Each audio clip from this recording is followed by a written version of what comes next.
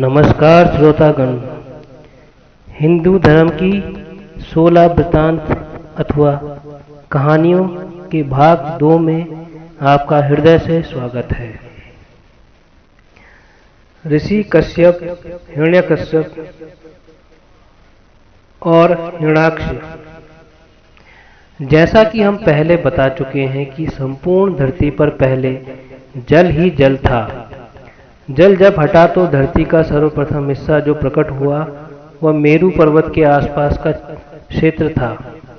यह पर्वत हिमालय के बीचों बीच का हिस्सा है। यहीं पर कैलाश पर्वत है। कश्मीर को कश्यप ऋषि के कुल के लोगों ने बसाया था। ऋषि कश्यप एक ऐसे ऋषि थे जिन्होंने बहुत सी स्त्रियों से विवाह कर अपने कुल का विस्तार किया था। आदिम काल में जातियों की विविधता आज की अपेक्षा कई गुना अधिक थी। ऋषि कश्यप ब्रह्मा जी के मानस पुत्र मरीचि के विद्वान पुत्र थे। सुर असुरों के मूल पुरुष ऋषि कश्यप का आश्रम मेरू पर्वत के शिखर पर था, जहां वे परमात्मा के ध्यान में लीन रहते थे।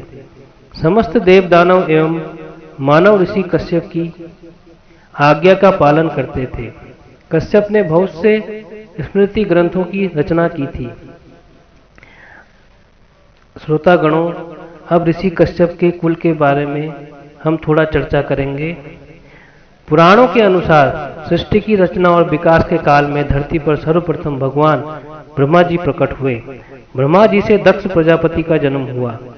ब्रह्मा जी के निवेदन पर दक्ष प्रजापति ने अपनी पत्नी असिकनी के गर्भ से 66 कन्या पैदा की। इन कन्याओं में से 13 कन्याएं ऋषि कश्यप की पत्नियां बनी। मुख्यतः इन्हीं कन्याओं से सृष्टि का विकास हुआ और कश्यप सृष्टिकर्ता कहलाए। उल्लेखनीय है कि ब्रह्मा के पुत्रों के कुल के लोगों ने ही आपस में रोटी बेटी का संबंध रखकर कुल का विस्तार किया। कश्यप की पत्नियां। इस प्रकार ऋषि कश्यप की अदिति, दीति, दनु, काष्ठा, अरिष्टा, सुरसा, ईला, मुनि, क्रोधवसा, ताम्रा, सुरभि, सुरसा, तिमि, विनिता, कंद्रु, पंतांगी और यामिनी आदि पत्नियां बनी। इन पत्नियों की कहानियां भी बड़ी रोचक है। हिंदुओं को इनकी कहानियां पढ़ना चाहिए। अदिति। पुराणों के अनुसार कश्यप ने अपनी पत्नी अदिति के गर्भ से 12 आदित्यों को जन्म दिया, जिसमें भगवान नारायण का वामन अवतार भी शामिल था। ये 12 पुत्र इस प्रकार थे: विवस्वान सूर्य, आर्यहम पूषा, त्वष्टा विश्वकर्मा, सविता भग, धाता विधाता वरुण, मित्र, इंद्र और त्रिविक्रम भगवान वामन। माना जाता है कि ऋषि कश्यप के पुत्र विवस्वान से वैवस्वत मनु का जन्म हुआ। अब यहाँ पे श्रोतागणों कुछ नोट करने की बात है।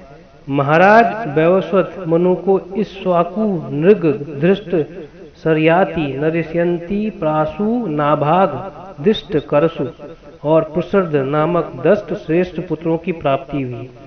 इनके ही कुल में आगे चलकर राम हुए। यह सूर्यवंशियों का कुल था, जबकि चंद्रवंशियों की उत्पत्ति ब्रह्मा के पुत्र अत्रि से हुई थी।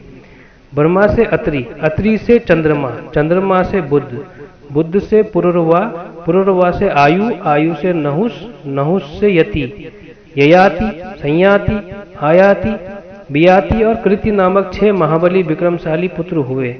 इधर सूर्यवंश ब्रह्मा से मरीचि, मरीचि से कश्यप और कश्यप से विवस्वान अर्थात सूर्य, विवस्वान से वैवस्वत मनु का जन्म हुआ।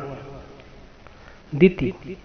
कश्यप ऋषि ने दिति के गर्भ से हिरण्यकश्यप और हिरण्याक्ष नामक 2 पुत्र एवं सिंहका नामक एक पुत्री को जन्म दिया। श्रीमद् भागवत के अनुसार इन 3 संतानों के अलावा दिति के गर्भ से कश्यप के 49 अन्य पुत्रों का जन्म हुआ, जो मरुदंड कहलाए। कश्यप के ये पुत्र निसंतान रहे, जबकि हिरण्याकश्यप के 4 पुत्र थे: अनुहल्लाद, हल्लाद, भक्त प्रहलाद और सहनलाद। देवासुर संग्राम। उक्त दोनों के पुत्रों को सुर और असुर कहा जाता है। दोनों के ही पुत्रों में धरती पर स्वर्ग के अधिकार को लेकर घनघोर युद्ध होता था। था।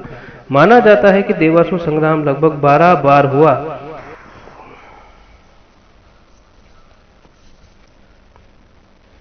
इन दोनों के पुत्रों में अदिति के पुत्र इंद्र और विवस्वान की प्रतिद्वंदिता दिति के पुत्र हिरण्याकश्यप और हिरण्याक्ष से चलती रहती थी। अदिति के पुत्र वरुण देव और असुर दोनों को ही प्रिय थे, इसलिए उनको असुरों का समर्थक भी माना गया है। वरुण देव जल के देवता हैं। हिरण्याक्ष हिरण्याक्ष भयंकर देवता था। वह तीनों लोकों पर अपना अधिकार चाहता था। हिरण्याक्ष का दक्षिण भारत पर राज था। ब्रह्मा से युद्ध में अजय और अमरता का वर मिलने के कारण उसकी धरती पर आतंक हो चला था। हिरण्याक्ष भगवान बराह रूपी विष्णु के पीछे लग गया था और वह उनके धरती निर्माण के कार्य में खिल्ली उड़ाकर उनको युद्ध के लिए ललकारता रहा। बराह भगवान ने जब रसातल से बाहर निकलकर धरती को समुद्र के ऊपर स्थापित कर दिया, तब उनका ध्यान हिरण्याक्ष पर गया। आदि बराह के साथ भी महाप्रबल बराह सेना थी। उन्होंने अपनी सेना को लेकर हिरण्याक्ष के क्षेत्र पर चढ़ाई कर दी और विंध्यगिरि के पाद प्रशुद्ध जल समुद्र को पार कर उन्होंने हिरण्याक्ष के नगर को घेर लिया। संगमनेर में महासंग्राम हुआ और अंततः हिरण्याक्ष का अंत हुआ। आज भी दक्षिण भारत में हिंगोली, हिंगन घाट, हिंगना नदी तथा हिरण्याक्षगण, हेंगड़े नामों से कई स्थान हैं। उल्लेखनीय है कि सबसे पहले भगवान विष्णु ने नील बराह का अवतार लिया, फिर आदि बराह बनकर हिरण्याक्ष का वध किया। इसके बाद श्वेत बराह का अवतार नरसिंह अवतार के बाद लिया।